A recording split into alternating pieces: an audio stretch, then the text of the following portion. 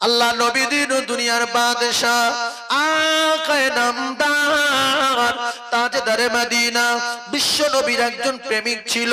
ও মুসলমানেরা, ছোটবেলায় আব্বা মারা গেল, জনম দুঃখী মা বৃদ্ধা হয়ে গেছে, হাঁটা চলা করতে পারে না। ওই বৃদ্ধা মা জননী বেওয়া মা একটি মাত্র কলিজার টুকরা বাচ্চা তার চাচার কাছে থাকতেন, চাচার কাছে কাজ করতেন। চাচা তার ব্যবসা করে দিল, চাচা তার বিল্ডিং করে দিল, চাচা তার অনেক উট বকরি দিল, কিন্তু নবীর প্রেমে পাগল। কিতাবে লেখা আছে একদিন ওই ছেলে বলল, চাচা যান, মুহাম্মাদুর রাসূলুল্লাহকে আপনার কেমন লাগে? বেঈমানেরা কি বলবে? ভালো লাগে? যারা বলেন কি বলবে? খারাপ লাগে। এই কইছি মাইকটা বাবু, মাইকটা টোনটা দাও। তুমি মাইক ম্যান না? তুমি যারা মার মার তুমি মাইক ম্যান, একটু মাইক ম্যান এসো বাবু। এই মাইক সম্পর্কে বোঝে না। শোনেন তো, বলছে মোহাম্মদ বাজে লোক, জাদুকর, গণক, মিথ্যুক। বলছে আমি মোহাম্মদকে মানি না। কাফেররা বলতো না বলতো না? যারা বলতো না বলতো না? তো বলছে তুই হঠাৎ মোহাম্মদের কথা বলছিস? বলছে আমার মোহাম্মদকে খুব ভালো লাগে। বলুন সুবহানাল্লাহ। তা বলছে তাহলে কি কি বলতে চাচ্ছিস তুই? বলছে চাচা যদি আমি কলমা পড়ি তাতে আপনার কোনো অসুবিধা আছে? বলছে কলমা পড়া 7 জীবনের মতো মিটিয়ে দেবো। আবার পড়ে দেখ। বলছে কি করবেন? বলছে বিল্ডিং কেড়ে নেবো, বকরি কেড়ে নেবো, উট কেড়ে নেবো, বাড়ি কেড়ে নেবো, দূর দূর করে তাড়িয়ে দেবো, কলমা পড়া 7 মিটিয়ে দেবো। ছেলেটা বলল চাচা শুনে নেন, আমি কলমা পড়ছি, শোনেন, লা ইলাহা ইল্লাল্লাহু মুহাম্মাদুর রাসূলুল্লাহ। কাফেরের মাথায় আগুন লেগে গেল। হায় রে হায় রে হায়, এ আমার সামনে পড়ে নিল কলেমা। এর এত বড় স্পর্ধা, এমন তো অবস্থায় কিতাবে লেখা বিল্ডিং কেড়ে নিল, বকরি কেড়ে নিল, উট কেড়ে নিল, দোকান কেড়ে নিল, অবশেষে কলিজার টুকরা যুবক বলতে চাচা আমি বিদায় বিক্রি হয়ে গেছি, আমার আর কিছু নাই। বলছে দাঁড়া, তোর বাপ তো মারা গেছে। বলে হ্যাঁ, আমি তোর চাচা তোর লুঙ্গি কিনে দিয়েছিলাম, লুঙ্গিটা খোল। গায়ের শার্টটাই আমার টাকায় কেনা, খুলে দে। কলিজার টুকরা যুবক কাঁদতে কাঁদতে গায়ের শার্ট খুলে দিল, পরনার লুঙ্গি খুলে নিল, উলঙ্গ করে দিল, লজ্জাস্থান হাত দিয়ে ঢাকা দিয়ে কাঁদছে। ঈমান আনার বিনিময় এত শাস্তি? আল্লাহর নবীর কাছে যাবে, কাঁদতে কাঁদতে জনম দুঃখী মা, পেটে ধরা মা, মা জননীর কাছে গিয়ে হাজির হয়ে গেল। মা জননী একটা বার মাথা উঁচু করে তাকিয়ে মাথা নিচু করে কাঁদে, ওরে আমার কলিজার টুকরা বেটা রে, এ হাল কেন বাবা? জনম দুঃখী মা মাথা নিচু করে যখন বললেন, কলিজার টুকরা বেটা বললেন, মা ও জননী মা, ও আমার গর্ভধারিণী মা গো মা। আল্লাহর নবী যখন মক্কা ছেড়ে মদিনাতুল মুনাওয়ারায় রওনা হয়েছিলেন, সেদিন থেকে আমার বুকে বড় ব্যথা। কখন আমার শরীরে একটু ক্ষমতা হবে, কখন আমি হেঁটে মদিনায় যেতে পারবো। আজকের আমার বয়স 20 বছর, আমার আব্বা নাই, আমি রাসূলের প্রেমে পাগল হয়ে গিয়ে ও জননী মা, আমি ঈমানের কলেমা পড়েছি বলে আমার শুধু উলঙ্গ না, আমার সম্পদ কেড়ে নিয়েছে, দোকান কেড়ে নিয়েছে, উট বকরি কেড়ে নিয়ে, গায়ের শার্ট খুলে নিয়ে জননী মা পরনের লুঙ্গিটাও দিল না। আমি এখন রাসূলুল্লাহর কাছে যাব মদিনায়। ও জননী মা গো মা, আমার একটু কাপড়ের ব্যবস্থা করুন।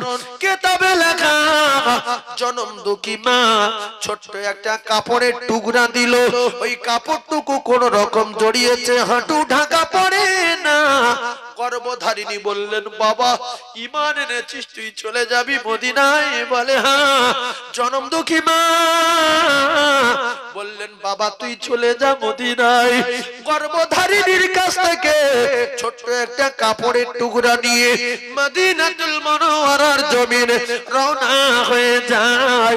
আমরা পাশে গিয়েছি ও কলিজার টুকরারা 6 থেকে 650 কিলোমিটারের মতো রাস্তা। আর তখন পায়ে হাঁটা রাস্তা ছিল, এখনকার মতো গাড়ি রাস্তা ছিল না। জঙ্গলের পর জঙ্গল অতিক্রম করে পাহাড়ের পর পাহাড় অতিক্রম করে চলে যাচ্ছে মদিনায়। যে যার ভালোবাসি যদি অরিজিনাল প্রেমিক হয়ে যায় পায়ে কাঁটা পড়লে বুঝতে পারবে না, ক্ষুধা লাগবে না, তৃষ্ণা লাগবে না, শুধু আল্লাহর নবী নবী নবী ইয়া রাসূলুল্লাহ ইয়া হাবিবাল্লাহ ইয়া রাসূলুল্লাহ। জিনের ভয় নাই। বেটা ছেলে মেয়ে ছেলে প্রেম করে, রাত্রেবেলা বাঁশ বাগানে যাচ্ছে, মাঠের মাঝখানে যাচ্ছে, বট গাছের গোড়ায় যাচ্ছে, কেন? প্রেমিকের টানে পড়েছে। জিনের ভয় নাই, সাপের ভয় নাই, বাঘের ভয় নাই, শিয়ালের ভয় নাই। চলে যাচ্ছে প্রেমের টানে জঙ্গলে। আল্লাহ নবীর সাহাবারা প্রেম করেছেন নবীর সাথে, চলে যাচ্ছে মদিনায়। পাহাড়ের পর পাহাড়, রাতের পর রাত, 600 কিলোমিটারের মতো রাস্তা। ও কলিজার টুকরারা রে, মদিনাল মুনাওয়ারায় পৌঁছে গেলেন। খাওয়া নাই, শরীরে পোশাক নাই, পরনার কাপড় নাই। আল্লাহর নবী দিন দুনিয়ার বাদশাহ, বিশ্ব নবীর পাগল।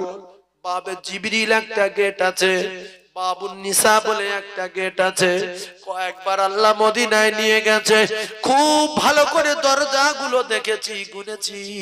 মুসলমানেরা আমার বাবে জিবরিল থেকে প্রবেশ করলেন, আওয়াজ দিচ্ছে ইয়া রাসূলুল্লাহ ইয়া রাসূলুল্লাহ ইয়া রাসূলুল্লাহ।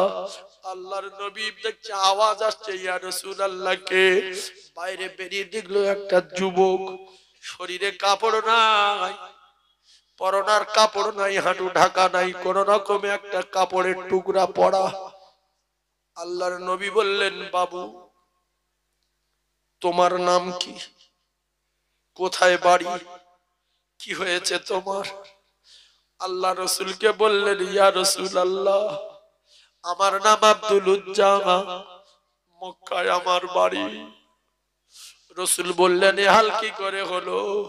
বলছে ইয়া রাসূলুল্লাহ আমার আব্বা নাই, আমার আব্বা মারা গেছে, আমি এতিম হয়ে গেছি। আমি সেখান থেকে আমার চাচার কাছে বড় হয়েছি। কিন্তু আপনি মক্কা ছেড়ে যখন মদিনাতুল মুনাওয়ারায় রওনা হয়েছিলেন, সেদিন থেকে আমার কলিজা ফানা। কখন আমি মদিনায় যাব, কখন আমি রাসূলুল্লাহর কাছে যাব। ইয়া রাসূলুল্লাহ আমি আমার চাচার কাছে চাচার কাছে জিজ্ঞাসা করলাম, আমি রাসূলুল্লাহর কলমা পড়তে চাই। চাচা বললেন হবে না, কঠিন শাস্তি দেব। ইয়া রাসূলুল্লাহ আমি কলেমা পড়েছি বলে আমার সমস্ত সম্পদ কেড়ে নিয়ে, উট বকরি গুলো কেড়ে নিয়ে, অবশেষে গায়ের শার্ট খুলে নিয়েছে। বলছে আমার টাকায় কেনা, খুলে দে। ইয়া রাসূলুল্লাহ খুলে দেওয়ার পরে পরনার লুঙ্গিটাও দিল না। ইয়া রাসূলুল্লাহ হে আমার বাড়ি মক্কায়। আল্লাহ রাসূল এইরকম কাঁদতে কাঁদতে চলে গিয়েছিল মক্কা ছেড়ে। রাতের বেলা নবী যাবার সময় কাফেরদের অত্যাচারে চারিদিকে খোলা তরবারি। বিশ্ব নবী একবার কাবার দিকে তাকায় আর একবার সামনের দিকে তাকায়। ওরে কাবা রে কাবা, আমি বিদায়, আমি চলে গেলাম রে কাবা। আল্লাহর নবী দিন দুনিয়ার বাদশাহ, জন্মভূমি ছেড়ে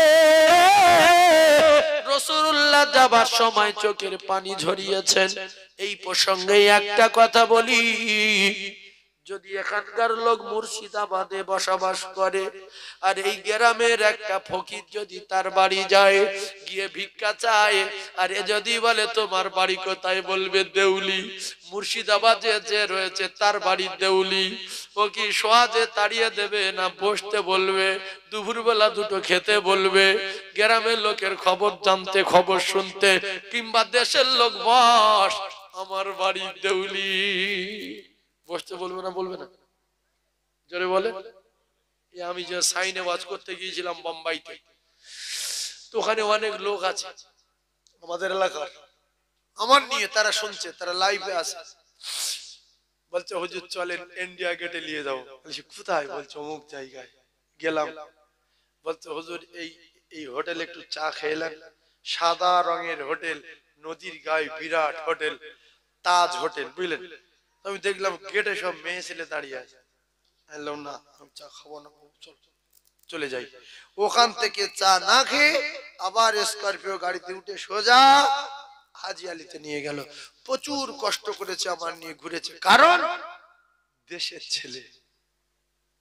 আরবে গিয়েছি, আমার পাড়ার ছেলে একটা মানে এতে থাকে, আরবে থাকে, সৌদিতে, মেশপালার থেকে কিছুটা দূরে থাকে, আজিজিয়া। আমার দেখতে পেয়ে বলছে পুরো সারা মাসের খরচ আমার। এত টাকা খরচ করে, কখনো আপেল, কখনো আঙ্গুর, কখনো খেজুর, কখনো এটা, কখনো সেটা, শুধু বলছে খেয়ে যান। আর আমি ভাবছি যে আরবের টাকার এত দাম, এরপরে রুমাল কিনে দিচ্ছে, টুপি কিনে দিচ্ছে, কারণ দেশের লোক। রাসূলুল্লাহ বললেন তোমার বাড়ি কোথায়? হাউ হাউ করে কাঁদজার বলছে ইয়া রাসূলুল্লাহ মক্কায় বাড়ি। আমার দেশের লোক রে, মক্কাতুল মুআজ্জামায় বাড়ি। আপনারা ঠান্ডা হয়ে গেলেন কেন? কিছু বুঝতে পারছেন নাকি কি বলছি? কোন জায়গার লোক? দেশের লোক, মক্কার লোক। আল্লাহর নবী দিন ও দুনিয়ার বাদশাহ, বিশ্ব নবী হাবিবুল্লাহ সাহাবীদের কথা একটু খেয়াল করুন। আল্লাহর নবীর সাহাবী তারা কেমন জীবন যাপন করেছিলেন, নবীর প্রেমে কেমন ফানা হয়েছিলেন। বিশ্ব নবী আল্লাহর নবীর সাহাবীরা রাসূলের জন্য তারা জীবন দিয়েছেন, কেমন একটু খেয়াল করুন। রাসূল বললেন তোমার নাম আজ থেকে আমি পরিবর্তন করে দিলাম, তোমার নাম দিলাম আমি আব্দুল্লাহ। কিতাবে লেখা রাসূলুল্লাহর সাহাবীরা যখন রাসূলুল্লাহর কথা শুনতেন, জীবনী শুনতেন, ঘটনা শুনতেন, রাসূলুল্লাহ যখন আলোচনা করতেন, সাহাবীরা বলতেন ইয়া রাসূলুল্লাহ আপনার কথা যখন শুনি তখন ক্ষুধা তৃষ্ণা দূর হয়ে যায়, বিবি বাচ্চার কথা ভুলে গিয়ে ইয়া রাসূলুল্লাহ হে ইয়া হাবিবাল্লাহ আমরা আপনার প্রেমে ফানা হয়ে যাই। জোরে বলুন, আরো জোরে বলে। তাকবীর দেন দেখি, নারী তাকবীরটা। তাকবীরও সবাই বলছে না, তাকবীরও সবাই দিচ্ছে না। আমি তো কিছু বুঝতে পারছি না, এত নরমাল কেন আপনারা? খুব জোরে সবাই বলেন। মুখে যাদের এই ঘা হয়েছে শীতের সময়, আল্লাহ বলে চিল্লান ঘা সেরে যাবে। জোরে বলেন নারী তাকবীর। সবাই বলেন নারী তাকবীর। নারী তাকবীর। আল্লাহ যারা বলছেন এদের বিচার আপনি করবেন কিয়ামতের মাঠে। আল্লাহ এদের বিচার করবে। যে সুস্থ থাকার পরে, জ্ঞান থাকার পরে আল্লাহ বলে না, বাঁচিয়ে রেখেছে কেন? আমার আল্লাহ শুনে শুধু অনেক ভালোবাসে বলে তাই বাঁচিয়ে রেখেছে। যে তোর অনেক ভালোবাসি বলে তোর এখনো বাঁচিয়ে রেখেছি, তোর মতো লোকের মার বলে মরে যাবি। কেন বাঁচিয়ে রেখেছেন জানেন? শয়তান চ্যালেঞ্জ করেছিল বলে, যে আল্লাহও বলতে দেবো না, নবীও বলতে দেবো না, নামাজও পড়তে দেবো না, এই জাহান্নামের টিকিট দেবো। আল্লাহ বলছে অনেক দিন ওর বাঁচিয়ে রেখে দেখবো, যদি ফিরে এসে অন্যায় স্বীকার করে আমি ওর ক্ষমা করে দেবো, সেই জন্য বাঁচিয়ে না। তো আল্লাহ বলে না, নবী বলে না, আজান দিলে মসজিদ যায় না, ওর বাসায় শুধু ফেরেশতার বলবে ধরে না, টুটি ধর, মার আসার মার, একটা তাড়া ফেটিয়ে দে, সঙ্গে সঙ্গে হবে না, হবে না। কিন্তু চ্যালেঞ্জটা কার? ইবলিসের। চ্যালেঞ্জটা কার? ইবলিসের। আল্লাহর সঙ্গে চ্যালেঞ্জ দিয়েছে, এখনো চ্যালেঞ্জ চলছে। এখনো চ্যালেঞ্জ চালিয়ে যাচ্ছে, কিয়ামত পর্যন্ত চ্যালেঞ্জ চালিয়ে যাবে। আজান হলে আমি চ্যালেঞ্জ দিয়ে যাচ্ছি, আমার দল বেশি হবে। মসজিদে যদি 10 জন যায়, আমার পক্ষে থাকবে 100 জন, 80 জন, 90 জন। তাই দেখবেন আজান হলে বহু মুসলমানের ছেলে ক্যারাম বোর্ড খেলছে, দোকানে বসে আড্ডা মারছে, উল্টো পাল্টা করছে, রাস্তা বসে বিড়ি খাচ্ছে। কারণ এরা বলছে যে আমরা শয়তানের লোক। আল্লাহকে এই চ্যালেঞ্জটা এরা শয়তানের পক্ষ হয়ে এরা চালিয়ে যাচ্ছে মুসলমানের ছেলেরা। এরা যদি মসজিদে যায় আজান হওয়ার পরে, তাহলে এরা কার দলের লোক? আল্লাহর দলের লোক। আর যদি না যায় কার দলের লোক? শয়তানের দলের লোক। এটা জানতে হবে। শয়তান অনেক লেখাপড়া জানতো, অনেক জ্ঞান ছিল, অনেক যোগ্যতা ছিল, অনেক সেজদা দিয়েছে, কিন্তু ঘ্যাম দেখার কারণে, মাথা নত না করার কারণে আল্লাহ পাক নিজে কাফের বলেছে। এই কাফের, বড় কাফের, বড় কাফের, বড় কাফের বলছে। কে কার? আল্লাহ ইবলিসের বলছে এই কাফের, বড় বড় বেঈমান। কি জন্য বলেছে? সেজদা দেয়নি বলে। কি জন্য বলেছে? সেজদা ফাসা জাদু। এ বেঈমান সেজদা দেয়নি, ওর নাম কি? ইল্লা ইবলিস আবা ওয়াস্তাগবারা ওয়া কানা মিনাল কাফিরিন। কাফের। তাহলে সেজদা দেয়নি কে? বলেন কাফের। জোরে বলেন সেজদা দেয়নি কে? যে না বলবে আল্লাহর ব্যবস্থা করব। জোরে বলেন সেজদা দেয়নি কে? কাফের। জোরে বলেন কাফের। জোরে বলেন কাফের। আর সেজদা দেবে না কে? বলেন। এই যে কথা বলো না, বেশ পেঁড়া কলা পড়ে গেল। আমি এখানে সেজদা দেবে না কে? কাফের। যদি বলেন তাহলে আমরা নামাজ পড়ি না, আমরা কাফের না। আপনারা কাফের না। আপনাদের এই রমজান মাস একবার পড়েছিলেন 27 দিন, তারপর যে একবার শুক্রবার ভাড়াবার সঙ্গে পড়ে মসজিদে গিয়েছিলেন, আপনার জীবনে একবার নামাজ আছে, আপনি কাফের না। আপনার ভিতরে কলমা আছে। কিছু লোক রেখে যায়, তাহলে আমি নামাজ পড়ি না, আমি কাফের না। আপনি ইমানদার, আপনার একটুখানি আছে, সেজন্য আপনি কাফের না। ভয় করবেন না। এই বাবু তোমরা ওখানে দাঁড়িয়ে রয়েছে কেন? মনে করছে মারামারি বেঁধে, খুব রাশারাশি করছে, মারামারি বেঁধে গেছে না। একটু আগিয়ে এসে আমার সোনা বসন, আমি দোয়া করবো তোমাদের জন্য। একটু আগিয়ে এসে দিন দেখি বাপ সোনা। প্রথম সাহাবাদের নীতিটা মেরে বসে যায়, শয়তান পালাক, এর ভিতরে শয়তান বসে আছে। একটুখানি আগিয়ে আসেন তো, শয়তান পালিয়ে যাক। আসুন, একটু আগিয়ে আসুন, একটু আগিয়ে আসুন বাপ, একটু আগিয়ে আসো। এই ফাঁকা জায়গাটা ভরে দেন। ওখানে কি পায়খানা করে নাকি? ওখানটা গোল করে বাদ দিস কেন? কি হয়েছে? কি অবস্থা? তখন গোল করে বাদ দিয়েছে ওই জায়গাটা। একটু আগিয়ে আসেন। লা ইলাহা। এই করছি ভাষা না, জোরে টোনটা দে না। ভাষা টোন বাড়া।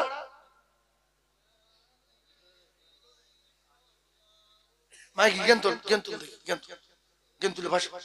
লা ইলাহা ইল্লাল্লাহ, লা ইলাহা ইল্লাল্লাহ, লা ইলাহা ইল্লাল্লাহ মুহাম্মাদুর রাসূলুল্লাহ। ও গো কাজ করিতে গেলেন নবী, ও নবী খাদিজা বিবির বাড়িতে। আর নবীর প্রেমে মগ্ন হলো পরকালের আশাতে। ওরে লাইলির প্রেমে মজনু পাগল, ওরে লাইলির প্রেমে মজনু পাগল। আর ইউসুফ প্রেমে জুলাইখা, আর নবীর প্রেমে বেলাল পাগল, আরো পাগল খাদিজা। জোরে জোরে লা ইলাহা। সবাই বলে লা ইলাহা, লা ইলাহা ইল্লাল্লাহ মুহাম্মাদুর রাসূলুল্লাহ। আল্লাহ নবী দিন ও দুনিয়ার বাদশাহ, আকায়ে নামদার, তাজদার মদিনা বললেন বাবু তোমার নামটাও পরিবর্তন করে দিলাম, আব্দুল্লাহ নাম রাখলাম। আর রাসূলুল্লাহ ওই কলিজার টুকরা রাসূল প্রেমিককে বললেন একটুখানি দাঁড়িয়ে যাও বাবু। জলদি করে বাড়িতে গেলেন, খাবার কিছু পেলেন না। আজকের মানুষ খাবার জন্য কত গুনাহ কত অন্যায় করে। রাসূলুল্লাহ পেটে পাথর ছিল, খাওয়া না। খাতুনে জান্নাতের খাওয়ানা মা খাদিজাতুল কুবরা রাদিয়াল্লাহু তাআলার খাওয়ানা। জান্নাতে যে দুজন সরদার হবে, একটা ইমাম হাসান আর একটা ইমাম হুসাইনের খাওয়ানা। আল্লাহ রাসূল ফিরে আসলেন, কিছু আনতে পারলেন না। আল্লাহ নবীর সাহাবী বললেন, ইয়া রাসূলুল্লাহ, আমার কিছু খেতে লাগবে না, মক্কা থেকে হেঁটে আসা কষ্ট, জঙ্গলের পর জঙ্গল অতিক্রম করে আসার কষ্ট। আমি মদিনায় যখন পৌঁছে গেছি, আপনাকে যখন আমি চোখে দেখতে পেয়েছি, ইয়া রাসূলুল্লাহ, আমার খোদা তৃষ্ণা সমস্ত ব্যথা বেদনা দূর হয়ে গিয়ে আমি আব্দুল্লাহ আমার কলিজাখানা ঠান্ডা হয়ে যায়।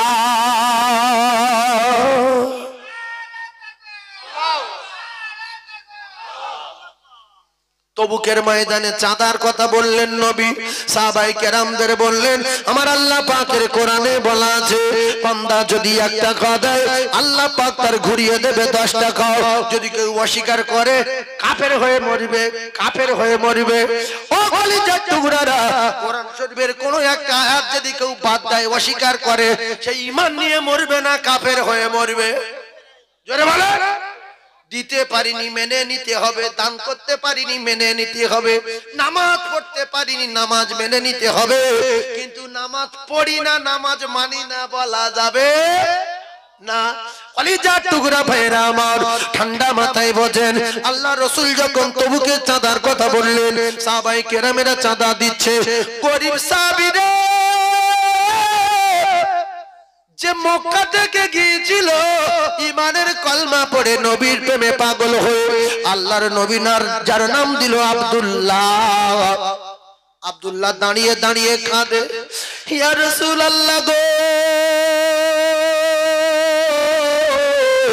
ইয়া হাবিবাল্লাহ, আজকে আপনি তবুকের ময়দানে চাঁদার কথা বললেন, আমার সম্পদ ছিল, সম্পদ নাই ঈমান আনার কারণে, উট বকরি ছিল, উট বকরি নাই ঈমান আনার কারণে। ইয়া রাসূলুল্লাহ, আমার কিছু নাই, আমি আপনার সাহাবী, আমি আপনার কথা রাখতে পারলাম না, একটা খেজুর দিতে পারলাম না, এক মুঠো জবের আটা দিতে পারলাম না। ইয়া রাসূলুল্লাহ, ইয়া হাবিবাল্লাহ, আপনি আমার জন্য দোয়া করুন, আপনি আমার জন্য দোয়া করুন, আপনি আমার জন্য দোয়া করুন। ইয়া রাসূলুল্লাহ, আমি যেন তবুকের ময়দানে তরবারি রাখাতে আমি আমার জীবনটা যেন চাঁদা দিতে পারি।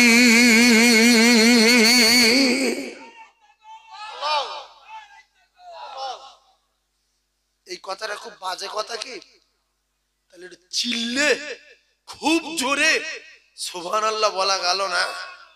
ইস, কি বলছে যে আপনি আমার জন্য দোয়া করুন, আমি আমার জীবনটা জানটা যেন তবুকের ময়দানে কাফেরদের হাতে তরবারি রাগাতে আমি আমার জীবনটা চাঁদা দিতে পারি। কলিজার টুকরা মুসলমান, কথা বোঝার চেষ্টা করুন। আল্লাহ নবী দিন ও দুনিয়ার বাদশাহ, বিশ্ব নবী আকায়ে নামদার, তাজদার মদিনার সাবির অবস্থা দেখুন। রাসূলুল্লাহ বলেন, আব্দুল্লাহ, আমি তোমার জন্য দোয়া চাইবো, বলে হ্যাঁ। তুমি শহীদ হয়ে যাবে, বলে হ্যাঁ। আল্লাহ রাসূল বললেন, আব্দুল্লাহ, আমি তোমার জন্য আমি দোয়া চাই, আমার আল্লাহ আব্দুল্লাহর মউত যেন কাফেরদের তরবারি রাগাতে না হয়। আল্লাহ রাসূলের সাহাবী বললেন, ইয়া রাসূলুল্লাহ, উল্টো দোয়া করছেন কেন? আমি বলেছি তরবারি রাগাতে মরতে চাই, আমি আমার জীবনটা চাঁদা দিতে চাই। রাসূলুল্লাহ বললেন, আব্দুল্লাহ, তোমার শাহাদাতের তামান্না আমার আল্লাহ পাকের দরবারে কবুল হয়ে গেছে।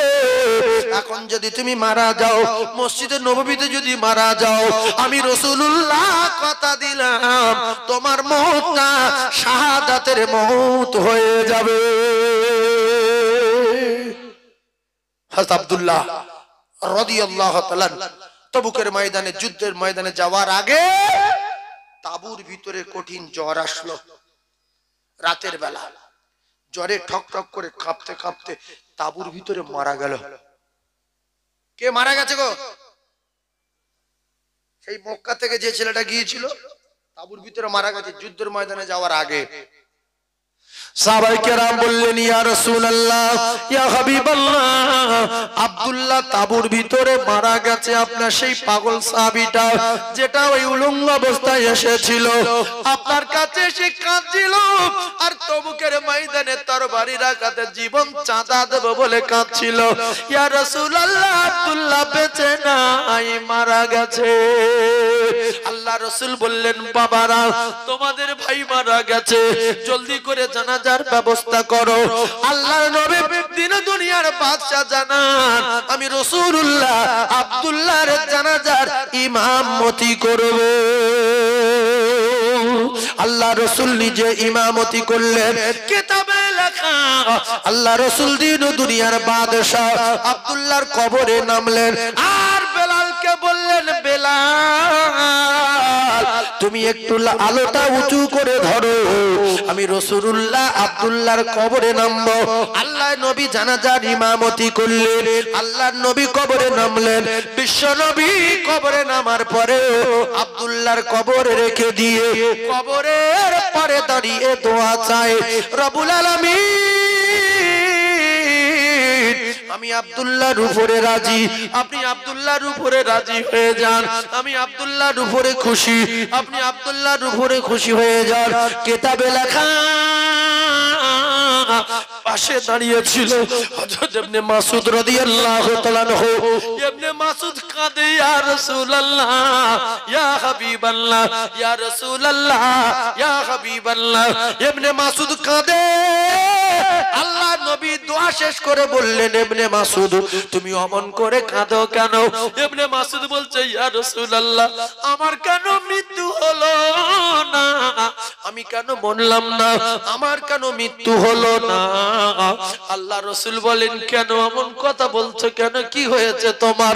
বলছে, ইয়া রাসূলুল্লাহ, আজকের এই আব্দুল্লাহর মৃত্যু না হয়ে যদি আমার মওত হয়ে যেত, আপনি আমার জানাজার ইমাম হতেন, আপনি আমার কবরে নেমে রেখে একটা বার যদি বলতেন, আল্লাহ আমি ইবনে মাসউদের উপরে রাজি, ইবনে মাসউদের উপরে রাজি, আপনি ইবনে মাসউদের উপরে রাজি হয়ে যান, আমি ইবনে মাসউদ, আমার জীবন ধন্য হয়ে যেত। তাহলে মৃত্যু হয়নি বলে কাঁদছে।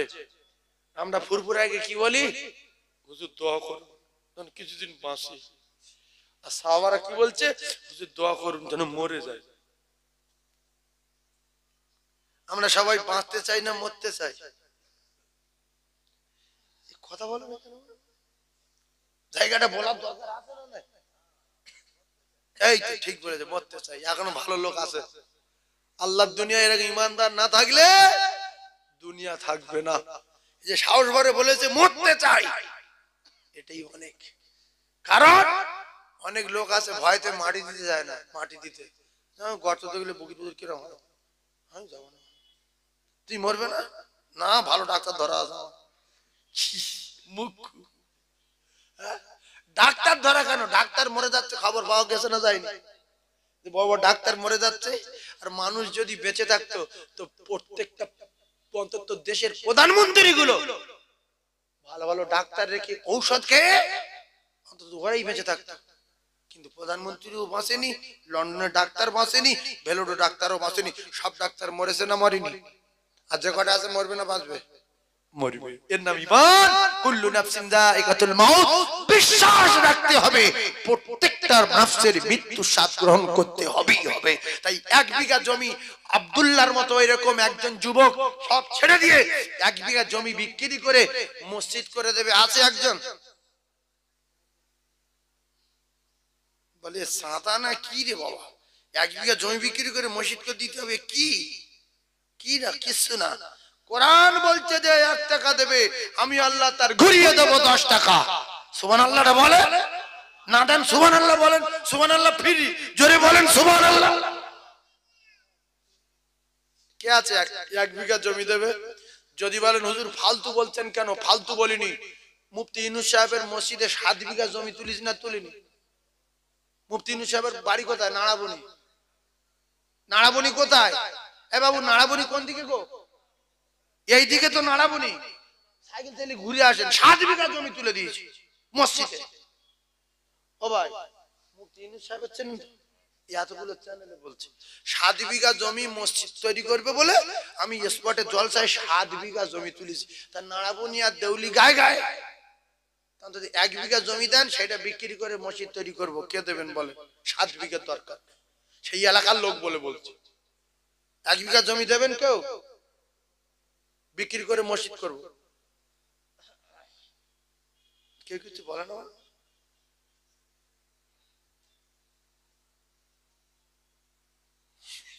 মানে ভাবছে কি তাহলে পড়ি বাবা, জল শুন দিয়েছে ফেঁড়া কলে পড়ি না, ফেঁকড়া না, ও দিতে হবে না। কাজ করেন, আমি একজনের কাছে বলবো এই মসজিদটা তৈরি করতে হবে আপনাদের। আমি ফালতু কথা বলবো না, কেন সেই জমি দেওয়ার মতো লোক আছে নাই না, আগে প্রচুর ছিল, এখন খুব কমে গেছে। নাড়াবনি দিকে ওই দিকটা বেশি আছে, ফের এবারেও গিয়ে কয়েক বিঘে তুলে দিয়ে এসেছি, বুঝলেন তো। যাই হোক, একজন ওই মসজিদের যে কলম হবে 14টা কলম, ভিত থেকে শুরু করলে এই একটা একটা কলম আমার মনে হয় ছাদ পর্যন্ত 20,000 টাকা খরচ হয়ে যাবে, নাকি বলেন? ছাদ পর্যন্ত 20,000 টাকা খরচ হবে, ভালো করে ভিত করে ছাদ পর্যন্ত। তো আমি বেশি বলবো না, একজন আল্লাহর জান্নাতি বান্দা, আল্লাহর কসম, হয় তার বাপের নামে, নাই তার মায়ের নামে, আর নাই তার নিজের নামে, আল্লাহর জান্নাতে বাড়ি তৈরি করার জন্য 50,000 টাকা একজন বলতে পারবেন জমি রেখে দেন, ছেলে দেবেন, ও কবরে আগুন জ্বলে জ্বলি যাওয়াই হোক, ছেলে লিখ। কিন্তু আল্লাহর জান্নাত তৈরি করার জন্য একজন 50,000 টাকা বলতে পারবেন কি? আমি তার জন্য দোয়া করব যে আল্লাহ 50 লাখ টাকা দিয়ে দুনিয়ায় বাড়ি করেছি, বাড়ি থাকবে না, আমি জান্নাতে বাড়ি করব বলে 50,000 টাকা দিলাম আপনার জান্নাতে, আপনি আমার টাকায় টাকায় 10 টাকা দেবেন বলেছেন। রাসূলুল্লাহ বলেছেন as-সাকিয়ু হাবিবুল্লাহ, যারা দেবে এরা আমার আল্লাহর দোস্ত হয়ে যাবে, বলুন সুবহানাল্লাহ। তাই একজন 50,000 টাকা বলার লোক আছে কি? মসজিদটা করে নেন, বাইরের চাতালটা কি সুন্দর হয়েছে, আর মসজিদটা করতে হবে 14টা কলম লাগবে। কেউ বলবেন হুজুর যে আমি একটা গোটা কলম দেবো, গোটা কলম 20,000 টাকার একটা গোটা কলম, ভিত খুঁড়ে জাল বসিয়ে ওখান থেকে পুরো ছাদ পর্যন্ত কিয়ামত পর্যন্ত আমার নামে থাকবে, আল্লাহ পাক আমার জান্নাতে বাড়ি তৈরি করে দেবে। উফ, লেখো ভার নাম, লেখো, দেখো ভার নাম কি? আল্লাহুম্মা আমিন। সবাই হাত তোলেন। আয় আল্লাহ, আমার আশরাফ আলী তরফদার, আল্লাহ গো, জনম দুঃখী মা নাই, পেটে ধরা মা, জনম দাতা পিতা নাই, আউওয়ালাদিন সালিহিন ইয়াদউ লাহু, আল্লাহর নবী বলেছেন নেক সন্তান রেখে যাও। ওগো আমার আল্লাহ, আমার আশরাফ আলীর গর্ভধারিণী মা নাই, জনমদাতা পিতা নাই, এমন বেটা কটা মা বাপ রেখে যাবে দুনিয়ায়, এমন বেটা কটা মা বাপ রেখে যাবে দুনিয়ায়। জান্নাত তৈরি করব বলে আল্লাহ তার জনম দুঃখী মায়ের জন্য, পিতার জন্য সাদগায়ে জারিয়া করেছে। পৃথিবী যত দান আছে, আল্লাহর ঘরের দান পৃথিবীর 1 নাম্বার দান। রাসূলুল্লাহ বলেছেন মান বানা লিল্লাহি মসজিদান বানাল্লাহু লাহু বাইতান ফিল জান্নাহ, আল্লাহ আমার ভাইয়ের জান্নাতে বাড়ি তৈরি করে দেবেন। আর জনম দুঃখী মা, জনমদাতা পিতার কবর আল্লাহ নূরুন আলা নূর করে দেবেন। এমন বেটা কটা মা বাপ রেখে যাবে, আল্লাহ পিছনের কথা মনে উঠলে কলেজা শুকিয়ে যায়। অনেক মা বাপ আছে বাচ্চার জন্য রাতের পর রাত খাইনি, বাচ্চার জন্য ঠিক মতো ঘুমাতে পারিনি। আল্লাহ কোথা থেকে দুটো ভাত জোগাড় করে বাচ্চাদের খাইয়ে দিল, বাচ্চারা বলছে মা তুমি খেয়েছো, আব্বা তুমি খেয়েছো, বলে হ্যাঁ খেয়ে নিয়েছি কিন্তু খাইনি। খাই আমার আল্লাহ, সুখের সময় অনেকের আব্বা মা নাই, জান ভরে একটা কাপড় কিনে দেবো মা নাই, একটা ভালো লুঙ্গি দেবো আব্বা নাই। আল্লাহ তাই আমার ভাই আশরাফ আলী অনেকগুলো টাকা আব্বা মায়ের জন্য পাঠিয়েছে আপনার বাড়ি তৈরি করব বলে। আল্লাহ আমার আশরাফ ভাইয়ের আব্বা মায়ের কবরে জান্নাতুল ফিরদাউসের দরজা খুলে দিন। এমন বেটা কটা মা বাপ রেখে যাবে দুনিয়ায়, এমন বেটা নেক বেটা যোগ্য বেটা আল্লাহ কবুল করে নিয়ে আল্লাহ জান্নাতে বাড়ি তৈরি করে দেবেন। আল্লাহ আমার আশরাফ আলী তরফদার মৃত্যুর আগে আপনার বাড়ি কাবা আর বিশ্ব নবী রওজা যাবার মতো তৌফিক দিন। লা ইলাহা ইল্লাল্লাহ মুহাম্মাদুর রাসূলুল্লাহ। একটু চিল্লে তাকবীর দেন, নারে তাকবীর। আরো জোরে বলেন নারে তাকবীর। আর একজন আছেন, একটা কলম দেবেন তার আব্বা মায়ের নামে।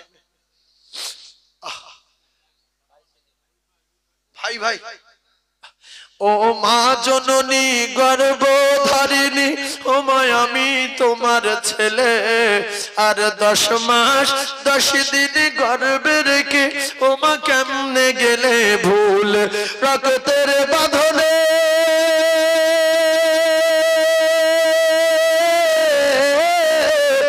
রক্তের বাঁধনে অতি যতনে আমি মাকে ডেকেছি। ও মা দুধের দিন আজ ফলা তাই বন্দিতে আছি। ওই আমার মন মানে না, ওই আমার মন মানে না, সাথে আমার নেই কো আমি জান।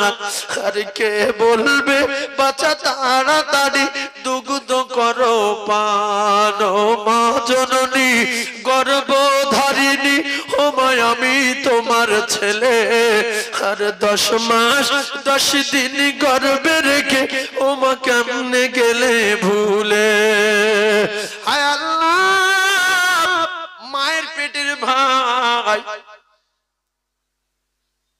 আল্লাহ আমার আব্দুল ওহিদ ভাই, দানি বংশ আলাদা, বকলির বংশ আলাদা, ও কলিজার টুকরারা এক মায়ের পেটের ভাই। আব্বা মায়ের কথা শুনে কলিজা ফানা হয়ে গেছে। আরো এক ভাই দিল আর একটা কলম 20,000। একটু জোরে তাকবীর দেন, নারে তাকবীর। আরো জোরে বলেন নারে তাকবীর, নারে তাকবীর। মা বাপ তো 1 কাঠা রেখে গেছে, 1 কাঠা বিক্রি করে আল্লাহর রাস্তায় বলছি মায়ের নামে 20,000 টাকা মসজিদে দিয়ে দেন, একটা কলমের দাম। যে মা তোর জন্য কিছু পাঠাতে পারিনি, আল্লাহর জান্নাতের একটা কলম দিয়েছি, মসজিদ থাকবে পৃথিবী যতদিন, আল্লাহর কসম অটোমেটিক নেকি ঢুকবে, কোনোদিন বন্ধ হবে না। এই যোগ্য বেটা যদি থেকে থাকেন বা নিজের জান্নাতে বাড়ি তৈরি করার জন্য একটা করে কলম দেন।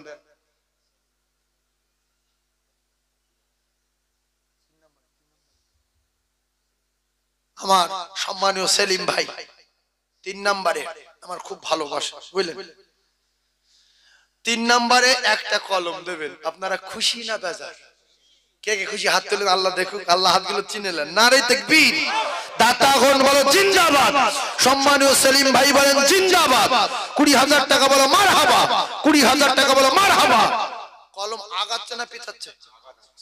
সেলিম আর আব্বা মা দুজনে সব হাত তুলবো, ছোটবেলায় মারা গেছে হাত তুলবো। আমি এই কথাগুলো মাইকে বলতে খুব কষ্ট হয়, কারণ কি জানেন, আমার 26-27 বছর আগে আব্বা মারা গেছে, আর মা আমাদের মানুষ করেছে। সেই মা জননী বছর 3 হচ্ছে মারা গেছে। অন্যের মায়ের কথা বলতে বলতে যখন ওইদিকে খেয়ালটা এসে যায় তখন পেরেশান হয়ে যায়। সেই জন্য রাসূলুল্লাহ বলেছে ভালো ছেলে রেখে যাও যদি কবরে নাজাত পেতে চাও। সন্তান এরকম দুনিয়ায় রাখো, ইন্তেকালের পরে যেন তার ওসিলা করে কবরে নেকি যায়, নেক সন্তান, সালেহ সন্তান। যদি বলুন সুবহানাল্লাহ, আল্লাহুম্মা আমিন। আয় আল্লাহ, আপনার পাগল সেলিম বলছে হুজুর ছোটবেলায় মা বাপকে হারিয়েছি। আল্লাহ পাক, আল্লাহ পাক যোগ্য বেটা আল্লামা সেলিম ভাই, আল্লাহর 2টো ভাই, আব্বা মা কারো নাই। ওগো দয়াময়, জনম দুঃখী মা আর জীবনে নাম ধরে ধরে ডাকে না। জীবনে সেলিম বলে না, আর জীবনে দেখা হবে না। বাড়ি গেলে আব্বাও নাই মাও নাই। আয় আল্লাহ, নেক বেটা কলিজার টুকরা আব্বা মায়ের জন্য মসজিদের একটা কলম দিল। আল্লাহর দুটো ভাই এক মায়ের পেটের দুই ভাই দুটো কলম দিল, তাদেরও আব্বা মা নাই। আল্লাহ এতগুলো মুমিন, এতগুলো তলাবা ওলামা হাফেজে কোরআনদের নিয়ে আমি গুনাহগার ও হাত পেতেছি, আমারও আব্বা মা নাই। আমাদের ভিতরে অনেকে হাত পেতেছে, অনেকের আব্বা মা নাই। আল্লাহ আমাদের প্রত্যেকের মাই মুরব্বির কবরে নূর আলা নূর করে দিন। আল্লাহ আমার ভাই সেলিম ভাইয়ের মায়ের বাবা মা বাবার কবরে, মা বাপের কবরে আল্লাহ জান্নাতের বিছানা বিছিয়ে দেবেন। সংকীর্ণ কবর হলে প্রশস্ত করে দেবেন, অন্ধকারময় কবর হলে রোশনিতে ভরে দেবেন। কবর নূর আলা নূর করে দিন।